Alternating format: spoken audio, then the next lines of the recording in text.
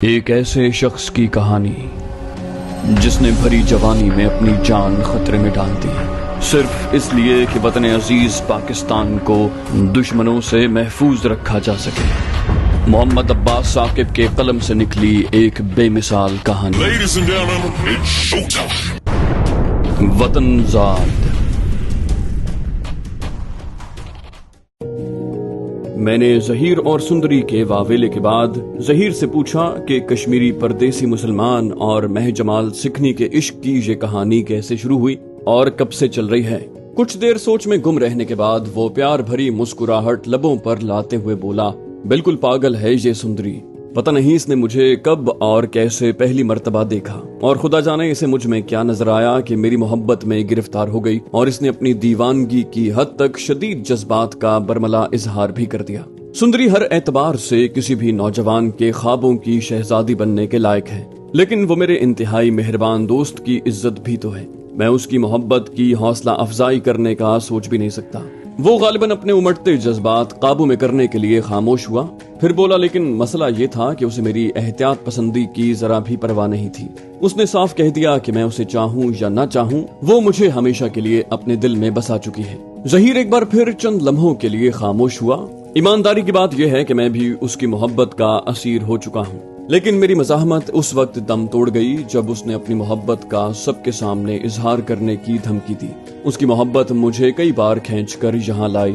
جب تک قسمت نے ساتھ دیا بات ڈھکی چھپی رہی، لیکن آخر کب تک؟ اسے مزید بولنے سے گریزاں پا کر میں نے پوچھا، میں مایوسی کی بات نہیں کرنا چاہتا، لیکن ہمیں کسی ناخوشگوار صورتحال کے لیے تیار رہنا چاہیے۔ اس طرح کے لوگ اس طرح کے معاملات میں عموماً انتہا پسندی کی حد تک جذباتی ہوتے ہیں۔ عزت کے نام پر جان دینا اور لینا ان کے لیے کوئی غیر معمولی بات نہیں ہے۔ اس کے لہجے میں عجیب سی اداسی تھی، پھر بولا، میں جانتا ہوں، یقین کیجئے مجھے اپنی ذرا بھی فکر نہیں، بلکہ سندری کی بھی پرواہ نہیں۔ ہم دونوں پہلے سے ایسے کسی انجام کے لیے تیار ہیں، لیکن یہ آگ آپ کے دامن تک پہنچے یہ مجھے ہرگز گوارا نہیں۔ میں نے جلدی سے کہا، یہ کیسی باتیں کر رہے ہو پگلے؟ سندری کے معاملے میں بے بس ہوں، لیکن تم پر ہاتھ اٹھانے والے کو پہلے میری لاش پر سے گزرنا ہوگا۔ میری بات سن کر ظہیر نے شاید جذبات سے بے بس ہو کر مجھے محبت سے گلے لگانا چاہا، لیکن ہاتھوں اور پیروں کی زنجیروں نے میرے قریب نہ آنے دیا۔ بکرم سنگھ کے کارندے دیہاتی ہونے کے باوجود اس طرح کی کارروائیوں میں طاق لگ رہے تھے۔ ہمیں ایسے جکڑا تھا کہ رہائی کی جستجو کی کوئی گنجائش نہ رہی تھی۔ ویسے بھی ہم سندری کو ایسی مصیبت میں گرفتار چھوڑ کر فرار کا تو سوچ بھی نہیں سکتے تھے۔ مجھے حیرت ہوئی کہ میں کسی باقاعدہ ملاقات کے بغیر ہی اس سکھ لڑکی کے لیے یگانگت کے گہرے جذبات محسوس کر رہا تھا۔ ہمارے درمیان کچھ دیر خاموشی رہی، پھر ظہیر نے غالباً زبردستی کی خوش امیدی اپنے لہجے میں لاتے ہوئے کہا، بکرم جیت سنگھ بلا شبہ ایک غیرت مند اور گہرے جذبات رکھنے والا شخص ہے۔ اگر وہ اس معاملے سے آگاہ ہوتے ہی اشتعال میں آ کر اپنی کرپان سے میری گردن اتار دے تو کوئی حیران کن بات نہیں ہوگی، لیکن جہاں تک میں اسے جانتا ہوں وہ میرے قصور کی تمہیں سزا دینے کی ناانصافی ہرگز نہیں کرے گا۔ ہم نے ایسی حد نہیں پھلانگی کہ مجھے بکرم کے سامنے شرم سے نظریں جھکانی پڑیں۔ ہم دونوں اپنے دلوں کے ہاتھوں بے بس ہیں، اور سچا پیار اگر کوئی جرم ہے تو اس کی سخت ترین سزا بھگتنے کے لیے بھی تیار ہے۔ ظہیر کے بلند حوصلوں نے مجھے بھی تقویت بخشی۔ دلوں کے سودوں میں عقل اور فہم کا کیا کام؟ اس پر جو دلی واردات گزری ہے، اگر میں اس سے دوچار ہوتا تو شاید میرا بھی یہی حال ہوتا۔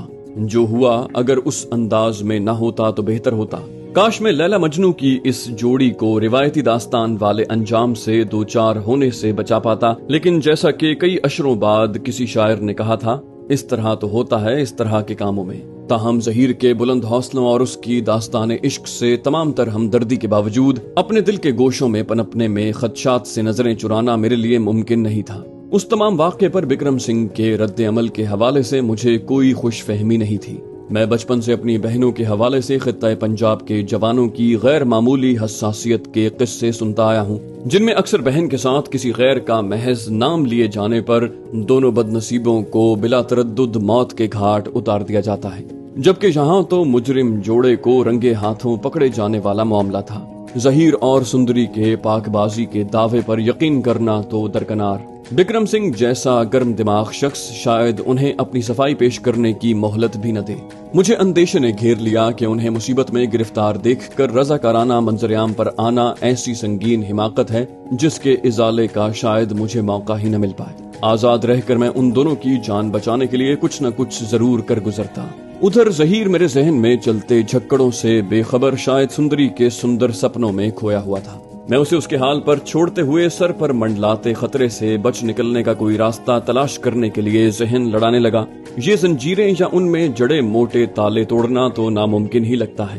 کیا کسی ترکیب سے خود ان لوگوں کو کم از کم کچھ وقت کے لیے ہاتھ پاؤں آزاد کرنے پر مجبور کیا جا سکتا ہے؟ لیکن جو کچھ بھی کرنا ہے آئندہ 1-1.5 گھنٹے کے اندر کرنا ہوگا، کیونکہ سورج طلوع ہونے کے بعد تو پوری حویلی اور جاگیر کے کارندے ہماری راہیں روکنے کے لیے دستیاب ہوں گے۔ ایک ترکیب تو بالکل سامنے کی ہے اور فوراً آزمائی جا سکتی ہے۔ میں نے اچانک زور سے آواز لگائی، اوئے جوانو، جاگ دے پئے ہو یا نیندر آ گئی؟ مینو مترن لئی جانا ہے۔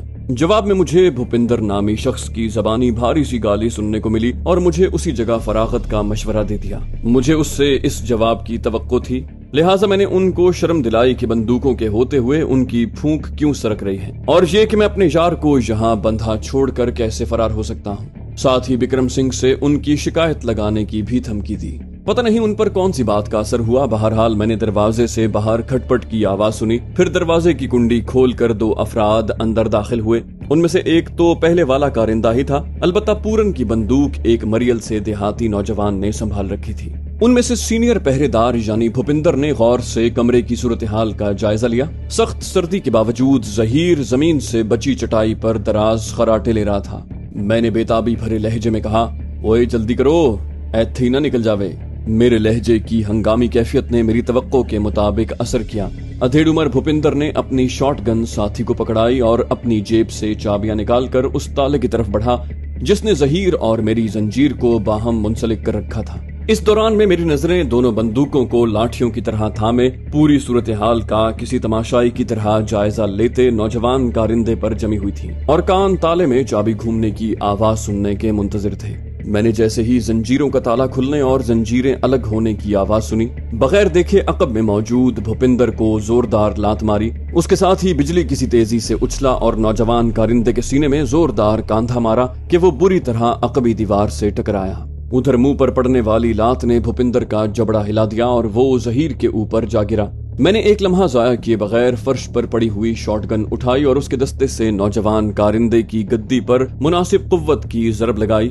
وہ حلق سے ہلکی سی دردناک چیخ خارج کر کے فرش پر ڈھیر ہو گیا۔ میں نے فوراً بندوق کی نال کا رخ بھوپندر کی طرف کر کے بے بس کرنا چاہا، لیکن ادھر نظر پڑی تو دیکھا یہ نیک کام ظہیر پہلے ہی کر چکا ہے۔ اس نے ہنگامے سے بیدار ہوتے ہی نہ صرف صورتحال سمجھ لی تھی بلکہ اپنے دونوں ہاتھوں میں پڑی زنجیر اس کے گلے میں ڈال کر اسے جکڑ لیا تھا۔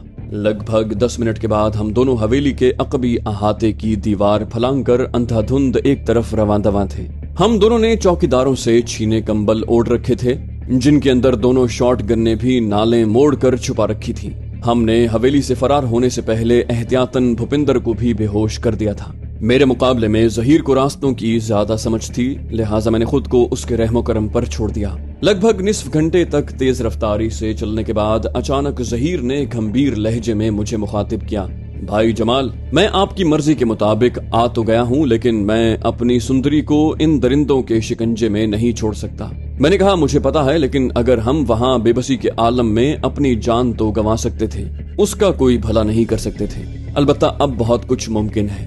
ویسے مجھے یقین ہے وہ کتنے بھی جنگلی اور جاہل ہوں، ان کے ہاتھوں سندری کی زندگی کو کوئی خطرہ نہیں ہے۔ اس نے فولادی لہجے میں کہا، لیکن اب میں اسے وہاں نہیں چھوڑ سکتا۔ میں نے اسے دلاسا دیا، بس تھوڑے تحمل سے کام لو۔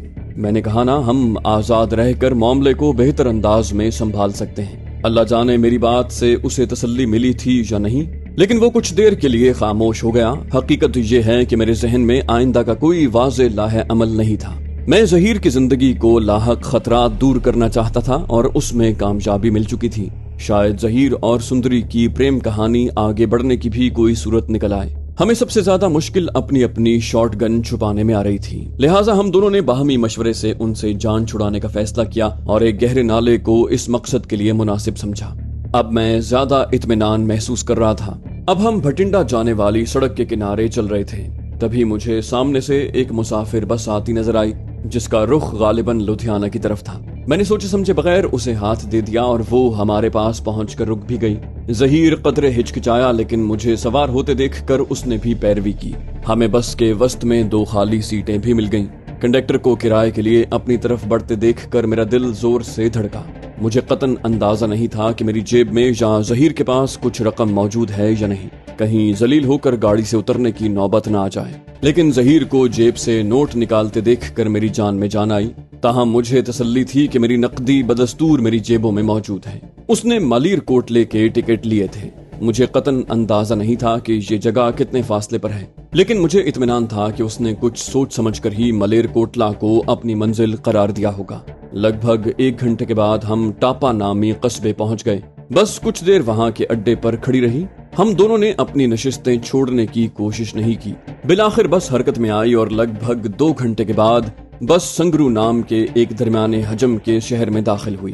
कंडक्टर के मुताबिक गाड़ी वहां निस्फ घंटे रुकनी थी। ज़हीर मुझे साथ लिए बस से उतर आया। हमने वहां दोपहर का खाना भी खाया। बस एक बार फिर रवाना हुई और 1 घंटे के बाद मालीर कोटला पहुंच गई, जो एक साफ सुथरा और खुशहाल शहर साबित हुआ। अड्डे पर उतरने के बाद ज़हीर इस अंदाज में एक तरफ बढ़ा जैसे वो अपनी मंजिल बखूबी जानता हो। अब सूरज पूरी आबोताब से चमक रहा था। लगभग 10 मिनट पैदल चलने के बाद हम एक नीम पुख्ता 2 मंजिला इमारत के सामने पहुंच गए। वो बिला तकल्लुफ खुले दरवाजे से अंदर दाखिल हो गया। तब अंदाजा हुआ कि वो इमारत मुसाफिर खाने के तौर पर इस्तेमाल होती है। हमें बाआसानी एक कोठरी नुमा कमरा किराए पर मिल गया, जिसमें 2 साफ सुथरे बिस्तर हमारे मुंतजिर थे। कमरे में पहुंचने के कई मिनट के बाद तक हम दोनों ने आपस में कोई बात न की। मैं चाहता था कि गुफ्तगू की इब्तिदा वो करे, क्योंकि मुझे बखूबी अंदाजा था कि वो सुंदरी की सलामती की तरफ से बहुत मुस्तरिब है। लेकिन हैरत अंगेज तौर पर जब वो बोला तो एक बिल्कुल अलग बात की। क्या आप जानते हैं कि मैंने इस शहर का इंतखाब क्यों किया है? मेरे नफी में सर हिलाने पर उसने बात आगे बढ़ाई।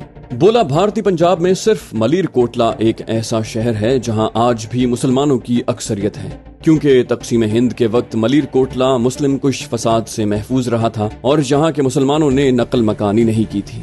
मैंने हैरान कुन लहजे में पूछा, ये कैसे मुमकिन हुआ? मशरकी पंजाब से तो मुसलमानों का सफाया कर दिया गया था। उसने बताया, बिक्रम सिंह के मुताबिक उसकी वजह ये थी कि सिख कौम 200 साल पहले मलीर कोटला पर राज करने वाले नवाब मोहम्मद शेर खान की दिली कदर करती है, क्योंकि मुगल दौरे हुकूमत में गुरु गोबंद सिंह के 2 मासूम बेटों को दीवार में जिंदा चुनवाया जा रहा था, तो उस वक्त नवाब मोहम्मद शेर खान ने उसकी मुखालिफत की थी और तब से ही सिख कौम उनका एहसान मानती है। उसी वक्त से ही मलीर कोटला मजहबी हम आहंगी की मिसाल बना हुआ है। सिखों ने नवाब शेर मोहम्मद खान की याद में एक गुरुद्वारा भी तामीर किया है, जिसे हादा नारा या हक की आवाज का नाम दिया गया है। मैंने इस तारीखी हकीकत पर हैरत आमेज सताइश का इजहार किया। हम दोनों हल्की फुल्की बातें करते रहे, ताहम मुझे बखूबी अंदाजा था कि वो सुंदरी की सलामती की तरफ से बहुत मुस्तरिब है। बिलाखिर मुझे बोलना ही पड़ा। मैंने कहा, यार ये बताओ, अगर हम छुपने फिरने की बजाय बराह रास्त बिक्रम सिंह से बात कर सकते हैं? उसने चौंक कर मुझे देखा। शायद उसने इस पहलू से सोचा ही नहीं था, लेकिन वो मेरी बात पर गौर करने पर मजबूर हो गया। कुछ देर के बाद उसने कहा, भाई अब बिक्रम से कैसे बात की जा सकती है? वो लोग तो खून के प्यासे हो रहे होंगे। हो सकता है हमें बोलने का मौका दिए बगैर मौत के घाट उतार दिया जाए। बिलफर्ज बिक्रम सिंह उस आखिरी हद तक न गया तो वो खरा सिख किसी कीमत पर अपनी बहन का हाथ मेरे हाथ में नहीं देगा। उसकी बात में वजन था, लेकिन मैं हर मुमकिना रास्ता नजर में रखना चाहता था। मैंने कहा, चलो फिलहाल इस इम्कान को एक तरफ रखते हैं, बाकी पहलुओं पर गौर करते हैं। बिक्रम सिंह यकीनन अपने गांव वाली हवेली पहुंच चुका होगा और इस वक्त वहां हंगामा बपा हो चुका होगा। वो बुरी तरह पेचोताप खा रहा होगा और शायद हमारी तलाश में कारिंदे भी दौड़ाए जा चुके हों। ज़हीर ने ताईद में सर हिलाया। बोला, इसीलिए तो मैं परेशान हूँ। हो सकता है सुंदरी को तशद्दुद का निशाना बनाया गया हो। मैंने गहरी सांस भरी। कहा, हो तो कुछ भी सकता है भाई, फिलहाल तो अल्लाह रब्बुल इज्जत से बेहतरी की दुआ ही की जा सकती है। बात करते करते अचानक मुझ पर एक भयानक इंकिशाफ हुआ, जिसने मेरे हाथों के तोते उड़ा दिए। मुझे तो याद ही नहीं रहा था कि अफरा तफरी में फरार होते हुए मैं जान लड़ा कर बनाए गए हलवाड़ा एयरबेस के नक्शे बिक्रम सिंह की हवेली के मेहमान खाने में ही छोड़ आया था। पता नहीं ज़हीर मेरी अबतर ज़हनी हालत किस हद तक समझ पाया था, लेकिन दर हकीकत मैं तो कुछ देर के लिए सुन होकर रह गया। मुझे रह रहकर हैरत हो रही थी कि ज़हीर और सुंदरी की मोहब्बत के बखेड़े में उलझकर मैं एक अजनबी मुल्क में दरबदर भटकने का असल मकसद ही भूल बैठा था। ظہیر کی محبت کے تعاقب میں نہ سہی، مجھے اپنی قیمتی نقشے واپس حاصل کرنے کے لیے تو بہرحال بھاگو گاؤں میں واقع بکرم سنگھ کی حویلی واپس جانا ہی ہوگا، اور وہ بھی جلد از جلد۔ مشرقی پنجاب کے مشہور شہروں کے تعارف پر مشتمل وہ کتاب جس میں میرے بنائے ہوئے نقشے رکھے ہیں، کسی کے ہاتھ لگ گئی تو ناقابل تلافی نقصان ہو جائے گا۔ اس کے بعد ہر گزرتے لمحے کے ساتھ میرے اضطراب میں اضافہ ہوتا چلا گیا۔ آئندہ چند گھنٹے میرے اعصاب پر بوجھ بن گئے۔ اس دوران ہم نے ایک توام گاہ پر کھانا کھایا، میں نے بازار سے کچھ عام استعمال کی چیزیں خریدی اور ہم واپس اپنے ٹھکانے پر آ گئے۔ شام ڈھلے تک ہم آپس میں سندری تک پہنچنے اور اسے خیریت سے واپس لانے کے مختلف منصوبے بناتے اور رد کرتے رہے، کیونکہ ہم دونوں کی جان جانے کے وسیع امکانات کے ساتھ ساتھ ان میں سے ہر ایک کی کامیابی کے امکانات محدود تھے۔ پھر میں نے اونگھنے کا ناٹک شروع کر دیا۔ میری آنکھیں بند پا کر ظہیر خاموش ہو گیا اور لگ بھگ نصف گھنٹے بعد مجھے اس کے ہلکے ہلکے خراٹوں کی آواز سنائی دی۔ میں نے اس کی نیند گہری ہونے کا انتظار کرنے کے بعد ایک رقے پر اس مفہوم کا پیغام لکھ کر اس کے تکیے کے کونے کے نیچے رکھ دیا کہ بھائی مجھے معاف کر دینا، ایک بار پھر تمہیں بتائے بغیر جا رہا ہوں۔ زندگی رہی تو پھر ملاقات ہوگی، ورنہ دعاؤں میں یاد رکھنا میری دعائیں تمہارے اور سندری کے ساتھ رہیں گی۔ اللہ رب العزت تم دونوں کو ایک دوسرے کا جیون ساتھی بنائے اور ہمیشہ اپنی رحمت کے سائے میں رکھے، آمین۔ مجھے اپنی منزل یعنی بھاگو گاؤں کی طرف براہ راست لے جانے والی گاڑی تلاش کرنے میں خاصی دیر لگ گئی، حتیٰ کہ شام گہری پڑنے لگی۔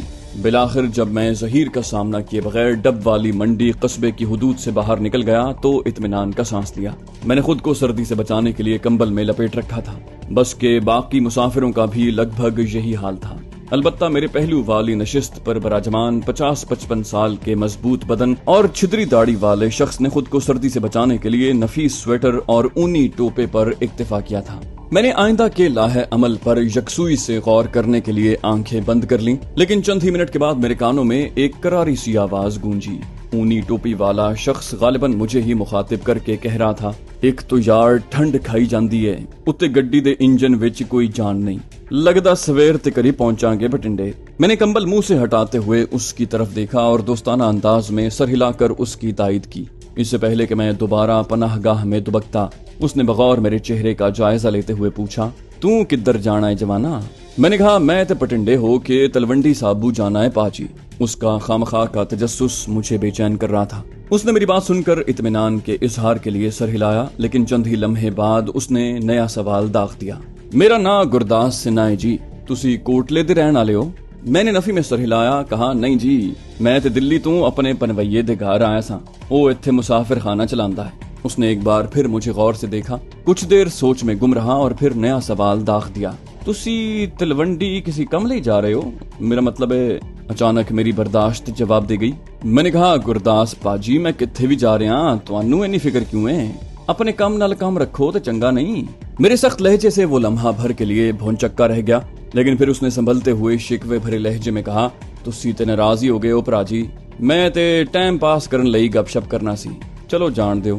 اسے منہ پھلا کر خاموشی اختیار کرتے دیکھ کر میں نے سکھ کا سانس لیا۔ مجھے ڈر تھا کہ بات آگے بڑھی تو وہ میرا شجر نسب طلب کرنے سے بھی گریز نہیں کرے گا، لیکن اب مجھے نئی پریشانی ستا رہی تھی۔ میں نے گرداس کو بتایا تھا کہ میں بھٹنڈا اتر کر تلونڈی کی گاڑی پکڑوں گا۔ میرے بھٹنڈا سے پہلے بھاگو گاؤں اترنے سے یہ گھاگ شخص چونک اٹھے گا۔ مجھے اس کی پرواہ کیے بغیر گاؤں کے قریب اتر جانا چاہیے یا بھٹنڈا اترنے کے بعد واپس بھاگو کا رخ کروں۔ میرے اسی شش و پنج میں مبتلا رہنے کے دوران گاڑی کچھ دیر سنگرو رکنے کے بعد آگے روانہ ہو گئی۔